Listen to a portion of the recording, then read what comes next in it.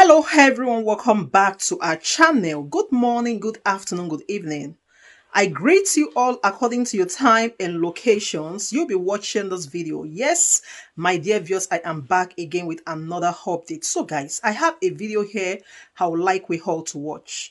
But before then, if you're meeting my channel for the very first time, you're highly welcome. Please kindly do well to like, share, and subscribe. Leave your thought on the comment section. Let us know what you think about this video, and I will see you towards the end. Start with your ANAP NOI polls and how they measured up to these general elections, because you started it all rather controversially when you released the first presidential opinion poll in September last year with the headline that read a three-horse presidential race and a lone outsider, and that's a direct quote. So now that you're doing the post-mortem, not just for the presidential, but also for the governorship elections, around which you also published opinion polls, can you paint a picture for us of your best assessment of those elections? Over to the presidency, figure 3. This is your post-mortem. Figure 3 for the presidency shows, if you can show figure 3 here, that just shows because we always did results by zones. We made predictions by zones. And almost all the predictions in the Northeast, APC and PDP. PDP had the most votes in line with our predictions. Northwest, PDP and APC. Southeast, Labour Party. South, Labour Party. But the figures in red are the ones that are a little bit worthy of comment. So everything else was in line with our predictions. The one in the red under North Central, you can see Labour Party finished up getting fewer votes in the North Central than APC, which is what our polls indicated. And then for the Southeast and South-South, yes, Labour Party got the highest votes as our polls predicted. But the figures in red at the bottom tell a story that total number of votes was very low in those two zones, and that makes a difference. And then finally in the Southwest, the figure in red, Labour Party, our polls showed they would come in second in the Southwest. They finished up coming third. But we can come to the sort of controversy surrounding results in Lagos and so on later. So, then if you go to figure 4, which shows the results of all the states, the print is tiny, but that just lists all the states and lists all the votes gotten by the top four candidates. And on the extreme right, we introduced something which was the percentage turnout in each state. The figures are small, you cannot see them well, but they range from something like 39% and come all the way down to as low as 15%. But the important thing to note is that on the right-hand side, we pointed out that APC, according to our INEC results, got between 25% and 29.9% in 8 states. It's important to bear that in mind because those are 8 states which they just crossed the 25%. So you also have to look at what happened in those states. Let's go on to the next slide. Figure 5. Yeah. You see, when I talked about voter turnout earlier, this chart was prepared by IAGA, who are an NGO monitoring the elections. You can see that on the morning of the elections, they are showing the percentage of showing how much INEC was ready, had arrived in each geopolitical zone. You can see that the averages are very different. 40% INEC was ready in the Northeast, then 37% in the Northwest, all the way down to the Southeast, only 7%. So it was not a uniform pattern of arrival nationwide.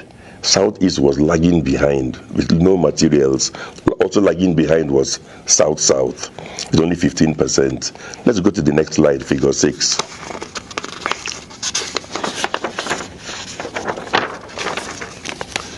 Yeah, this shows you that by 9:30 a.m.,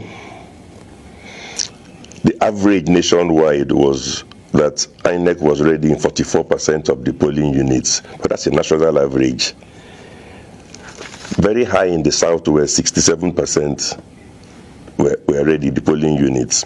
Again, southeast was kept down at 11%. So INEC did not turn up. Followed by south, also at the lower end, 32%. Now, all things being equal, if INEC arrives late somewhere, but people still get a chance to vote, then the figures you look at in terms of the percentage turnout will reassure you that it didn't make a difference. So let's go to figure 7. That shows, again, the percentage turnout. Figure 7, please. The figures are small, but on the extreme right, this time we've arranged the states based on the percentage turnout, with the highest on top, Jigawa, 39% got to vote, followed by Plateau, 39.01 got to vote. If you come all the way to the bottom, sorry, but I'm from Rivers State, we were the worst. At the very last, Rivers State, only 14.8% got to vote. So you can see that I drew a line somewhere which was just 25%. And you can see that all the states from the southeast and south-south were below that 25% line. So therefore, it looks as if the late commencement by INEC impacted the turnout. Well, actually, it's very interesting.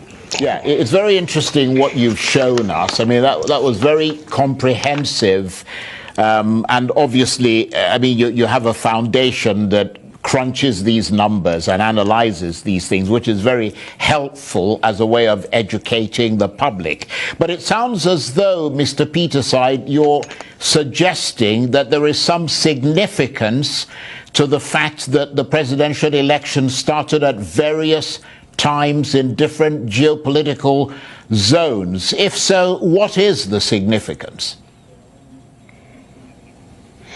You know, our presidential system is different from the American ones. We copied their system, but we didn't copy it 100%. In America, they have electoral colleges. So in California, they only have so many seats. You have so many in New York. Even if you have a low turnout, high turnout, the impact overall nationwide does not change. In Nigeria, we are counting total number of votes. So when people start voting early in some zones, and they are racking in more and more votes, and we know that the 4 top candidates are from 4 different geopolitical zones. You saw from that chart that some of them were lucky in their home zone. INEC had turned up over 60%. The other person in his own home zone, INEC did not show. So the result is that the total number of votes in those zones where INEC turned up late finished up being much lower, and that's why you see states from those zones at the bottom. And like I said earlier, the worst of all being Rivers State. So if the candidate is strong in those states in the southeast or south-south, they get handicapped because voting there began late and with a low overall turnout. Conversely, if a candidate is lucky in his own zone, is from the northeast, he started voting very early, his people get a chance to come out in large numbers and vote. I'm just reading the data released by an NGO on the impact of voter turnout, and then looking eventually at when did INEC start, and you can see the correlation. Where INEC began early, there was a higher voter turnout. When INEC began very late, people waited in the sun. Sometimes beavers failed, all manners of stories. Some were even told you vote the following day, and they later on they said, no, sorry, it's too late, it's over. So it impacts on the overall election, because different candidates are strong in different zones. Yeah, that's very interesting. And I know, for example, that there were a lot of promises made by the INEC chairman, pledges to Nigerians on how the elections will be handled this time and how the results will be uploaded. And I know a lot of that was affected by the way people reacted, because they based a lot of what their hopes and sort of expectations based on that clip. Unfortunately, that clip is not actually ready at the moment, but just we'll play it if it comes up in a minute. But you seem to be suggesting in one of your graphics there that we just saw that. Actually, I'm not sure we've seen it, but you were suggesting something along the lines of the falsification of results in Rivers State. I'm wondering whether you see any pattern or similarity to what we saw at the weekend in Adamawa State. And I might be jumping the gun here because I'm not sure. I was looking at your figure 16, and I don't think we've actually seen that. But in any case, the impression we're getting is that you were commenting quite a lot on Rivers State, and I'm wondering whether you see a pattern or a similarity to what we saw at the weekend in Adamawa State there. Let's be careful, because when you talk about similarity, I would say did INEC staff or the persons appear to have done the wrong thing. Some people say that there's no similarity because in the case of Adamawa, it was a case of the wrong person doing the wrong thing. Whereas in some other states in the presidential elections, it was the right persons doing the wrong thing. But please excuse me, should the right person or a wrong person do the wrong thing? Nobody should do the wrong thing. So as far as I'm concerned, wherever any member of INEC did something wrong, appears to have falsified results, changed the results, there's a name in the bottom corner, INEC as an institution and the federal government of Nigeria should be interested in getting those people to make a statement to the police. Let the person tell you that. Perhaps he will surprise you that when he gave in the result sheet, there was no alteration. They bring in forensic experts to go and check who altered the results. But we should be in the business of making sure that everything that was done is credible, not to just wrap complaints under the table, under the pretext that in some states the wrong thing was done by the right person, whereas in Adamawa the wrong thing was done by the wrong person. But I mean, what do you make of what is happening in, just to bring it up to a bit on what you actually make of what is happening in Adamawa State? Because a lot of people have said that the approach there should be absolutely non-partisan. It should attract the harshest possible legal measures. I think it was actually Professor Anthony Keeler who said that usually when malpractices occur from INEC, it's usually hidden, but it's the bold, almost impudent way that this took place that really got to a lot of people. And I wonder where you stand on that.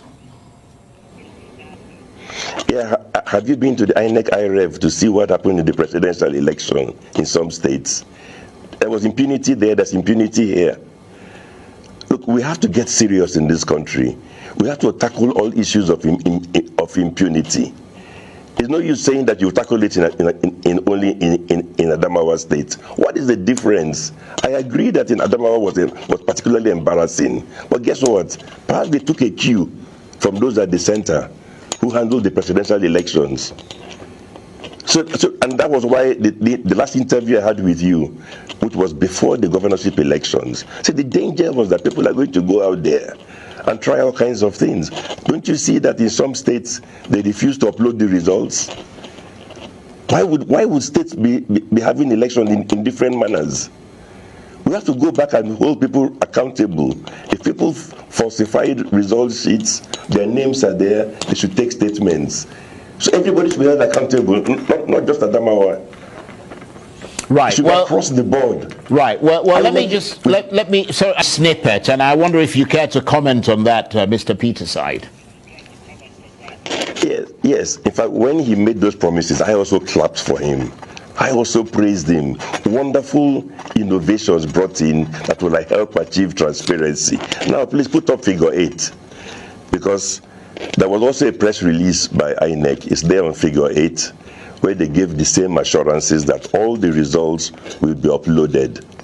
If you put up figure 8, you will see that on the right, go to INEC IREV today, I went there today, on the right hand side is an example of what they uploaded. What did they upload? Access denied. How can you promise to upload something for us to see each polling unit? And what you go and post there this morning, 7 weeks after the presidential election, is access denied. Go to figure 9. And this is not the only one. Please go to figure 9. So it's one thing to promise something, it's a different thing to do the opposite. You look at figure 9. On the left, what do we have?